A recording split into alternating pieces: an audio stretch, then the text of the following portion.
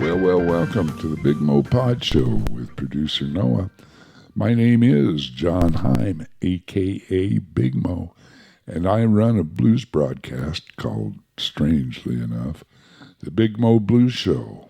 It's a 3-hour blues program that's aired by KCCK Radio from Kirkwood Community College in Cedar Rapids, Iowa.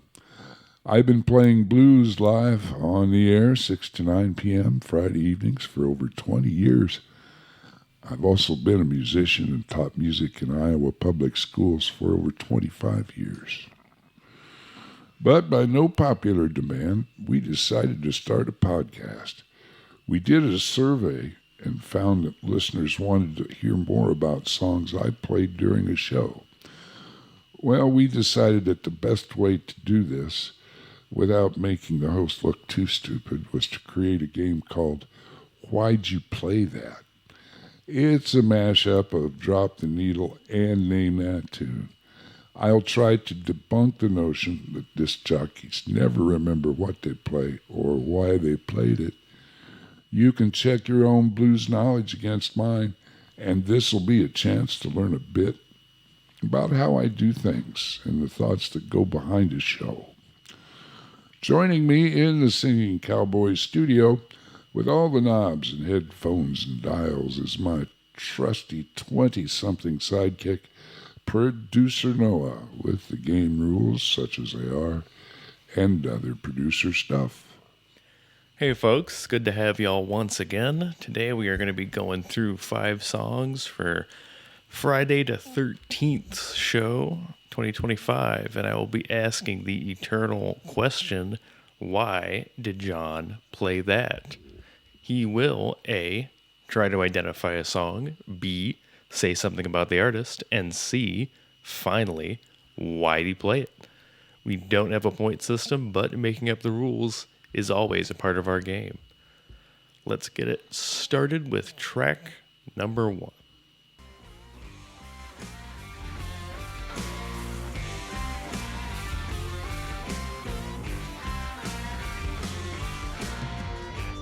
Artificial feelings, artificial mind. Now we got intelligence, the artificial kind. Artificial sadness, artificial tears. Yeah, this is a brand new cut from Walter Trout called Artificial. And, it's, you could see where it was going. You could hear where he was taking it. Everything's artificial. And so that caught my ear right away. But Walter Trout, being one of the great blues rockers of the last 50 years, is really still putting out great music.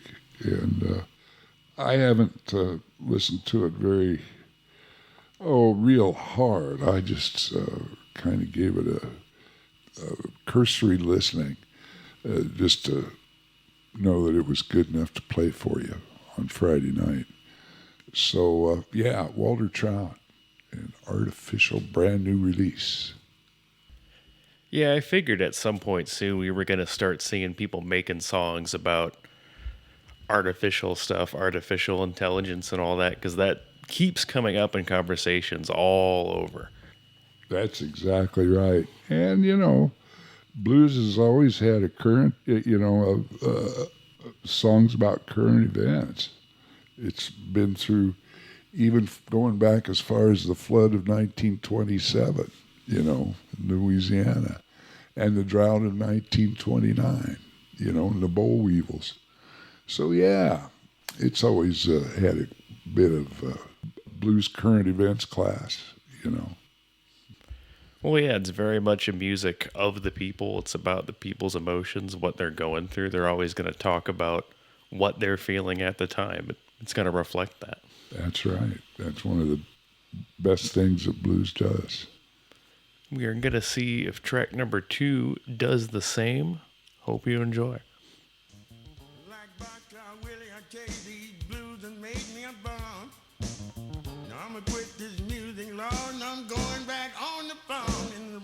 business. Where I ain't lying. 'Cause I stay hungry. Broke all the time. That's why I'm giving up my saxophone. I'm gonna leave these blues alone. Long business. He's in the wrong business. Yes, he is. Yeah, that's a real Chicago blues classic. That's A.C. Reed and the Sparkplugs doing I'm in the Wrong Business from the 1980s. Oh, 85, 87, somewhere in there. And A.C. Reed was a real prominent sax player, you know, in the 70s, 60s, 70s, and 80s, and played on a lot of records for a lot of people and fronted his own band in Chicago, and really did pretty well. And In the Wrong Business is one of his signature songs. He made a whole bunch of songs about how broke he was and about how everybody was running up bills on him and stealing his money, and it's just hilarious. And he just made song after song after song on that foundation. And we got kind of tired of it after a while. But A.C. Reed always kind of had his tongue in his cheek, and we always knew he was joshing us. So, that goes with the blues too. We don't mind getting teased a little bit. Yeah, the blues definitely has a unique artist and audience relationship with a lot of these performers. I think more so than a lot of other music I listen to. It's always been there. Yep. And it's funny too, hearing him, make songs about being broke, because it reminds me of, I'm pretty sure it was a Muddy lyric where he said, he never said that he was a millionaire, but he has spent more money than a millionaire. That's true. I don't remember what song it was. Yeah. I wish I could, but I don't. Oh, there's so many great lines. I hear them all the time, and I try to remember them, but, I get so many of those on just one Friday night shift, and just listening over and over and over to the blues. It's a wonderful thing. Yeah, I couldn't blame you for a minute not remembering every single one of them, because there's quite a bit. You've got a good library going. And we are going to be taking a look through that library here soon, because we're going to play track number 3.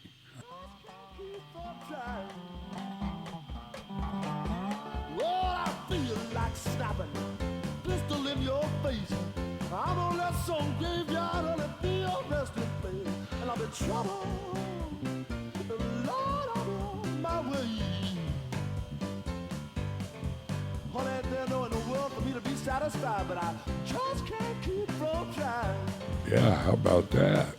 Boy, he's energetic, isn't he? Yeah. Yeah, I played this. It's John Hammond, and I Can't Be Satisfied. And I had to kind of rationalize the reason I played it.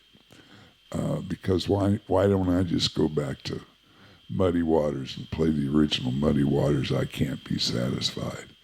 Or why should John Hammond get to play I Can't Be Satisfied on my show? Well, I think there's really a couple of reasons. First, he takes the tempo as Muddy's is, walking, do, do, do, boom, boom, boo, boo, boo. Yeah, and John Hammond's goes, boo, boo, boo, boo, boo, boo, boo, boo, boo, and really kicks it along. And just the fact that he can do it is fun for me to listen to.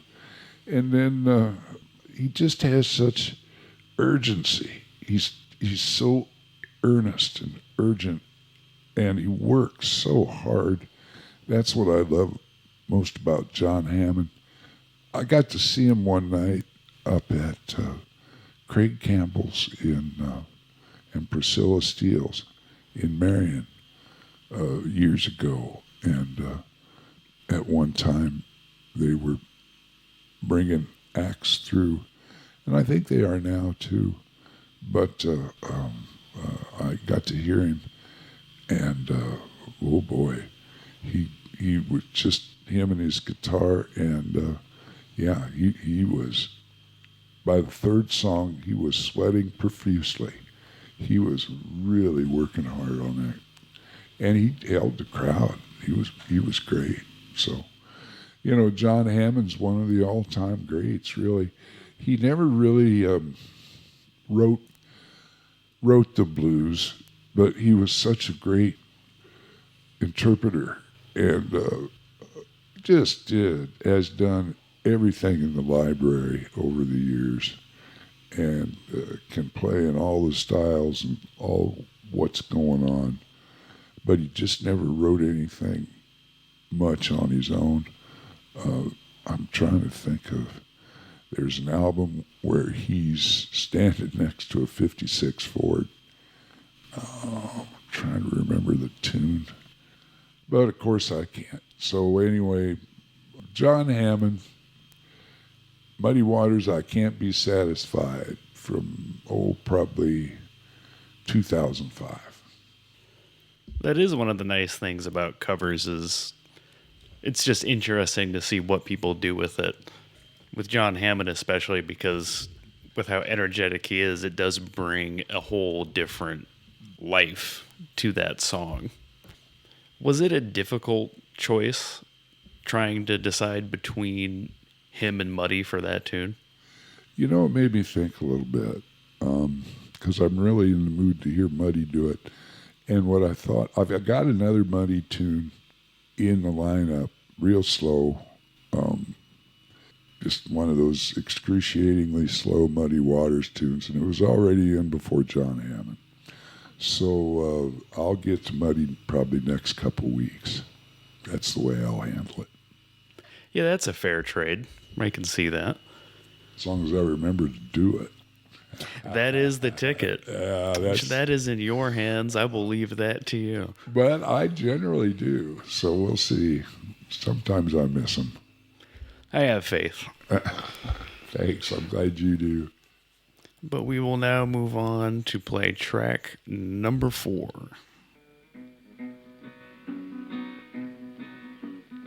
I ain't got no mama now.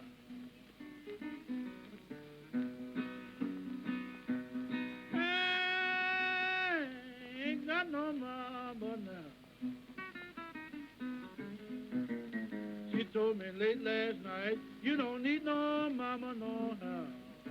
Well, what do you think? I think that's Blind Lemon Jefferson doing the Black Snake Moan. And from 1927 or 28, Blind Lemon Jefferson was the first blues artist who really sold records and really let it be known to the quote-unquote race records producers that the blues could sell, and it was a good thing to record the blues.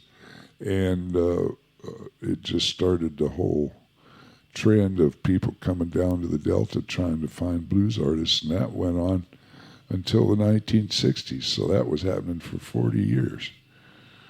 But Blind Lemon Jefferson really started it all, and he was from Texas, and got picked up, and I can't remember whether it was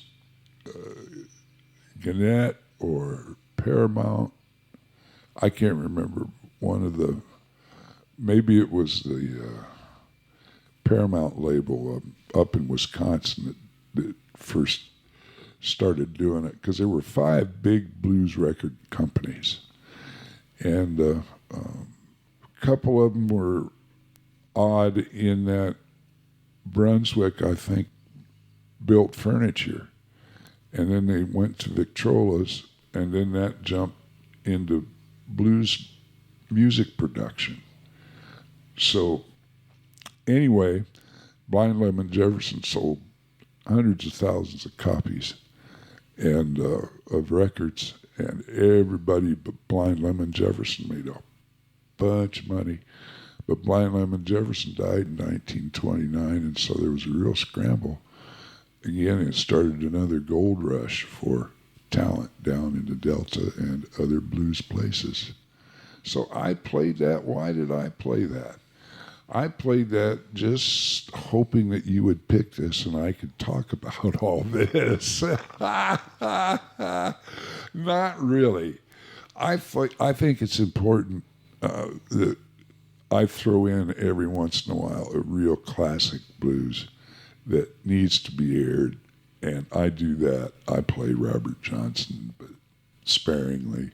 I try to move it around everywhere from Robert Petway to,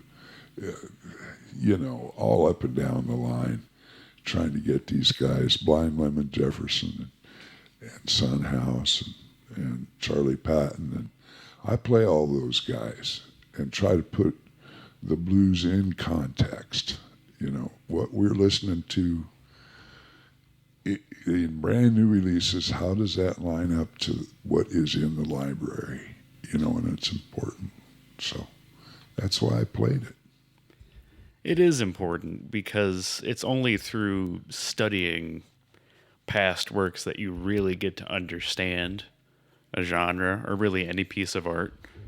And we are, I think, at this point getting to the point where people are starting to forget. Things are fading out of living memory a little bit, or just starting to get there. So this is definitely the perfect time to do that.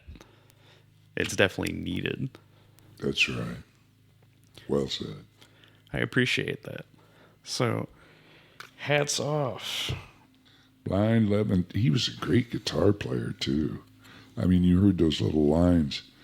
He'd sing a bit and then he'd answer with his guitar and keep the propulsion going in the song. Anyway, that's why it's a blues classic. We're still playing it 100 years later. Exactly. So hats off to Blind Lemon Jefferson. But now we are going to throw some appreciation to another artist with track number 5. So far I'm 5 for 5. After a while,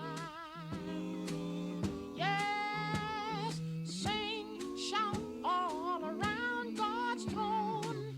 When my Savior called me home, walk on up the Milky Way after a while. Oh yes, I'm gonna sing. I'm glad you picked this. This always makes me feel so good.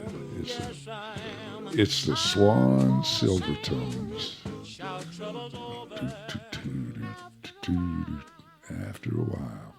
Swan Silvertones doing a song called Milky White Way.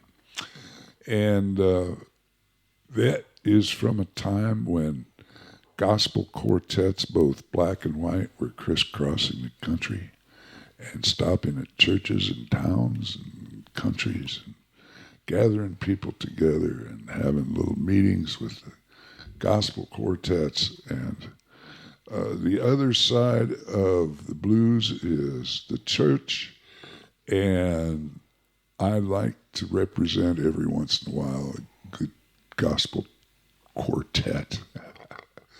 And, it comes naturally because I had 3 great uncles and my grandfather had a men's quartet together, and they went around 110, 15 years ago. They went around their area doing chautauquas.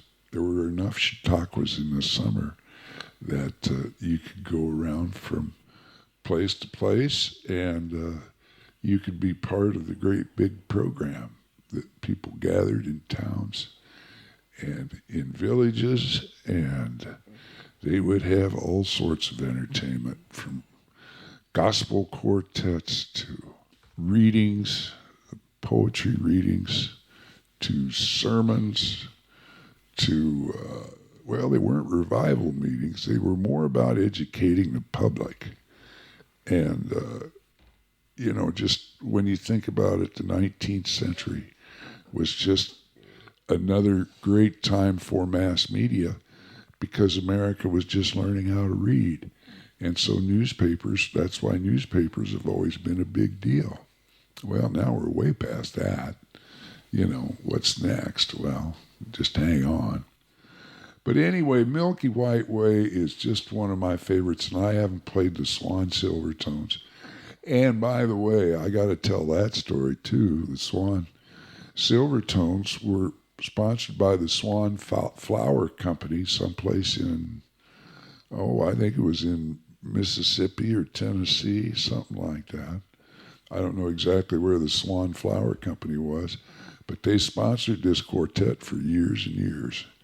And this quartet had one of the great falsetto gospel singers of all time. His last name was Jeter. I can't remember his first name. I need to look him up again to refresh my memory. But anyway, his name was Jeter, and he just wails on that tune. So I just love it, and that's why I played it. And, the whole premise of my show is Root Chicago's Zydeco Gospel, Soul, Rock, and Roll. And that gospel is right there. So that gives me free license. So there you go. The other side of the blues, the Milky White Way, Swan Silvertones.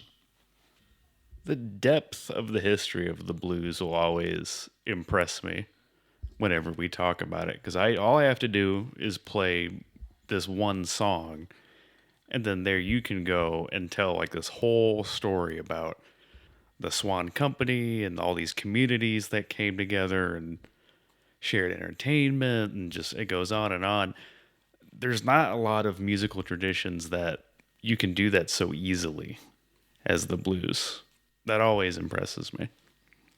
It came out of, it came off the plantation, and it came out of the railroad stations, and it had the subjects of unrequited love and hard times and adultery and bad weather and everything under the sun, and just appeals to all those things that that whatever your troubles are and however bad things get, there's always somebody's got it worse. And that's the irony of it. And you just have to enjoy the irony and know that it's not dead. It lives on in the blues. And here's to hoping that the blues will continue to do so for many years to come. But, folks, those were some of the thoughts that go behind the show. Hope you enjoyed taking a peek behind the curtain. You can find the Big Mo Pod Show on kcck.org/BigMoPod, iTunes, Apple Podcasts, Pocket Cast, and Overcast. The Big Mo Blues Show is on Friday nights from 6 to 10 on 88.3. We'll see you next time.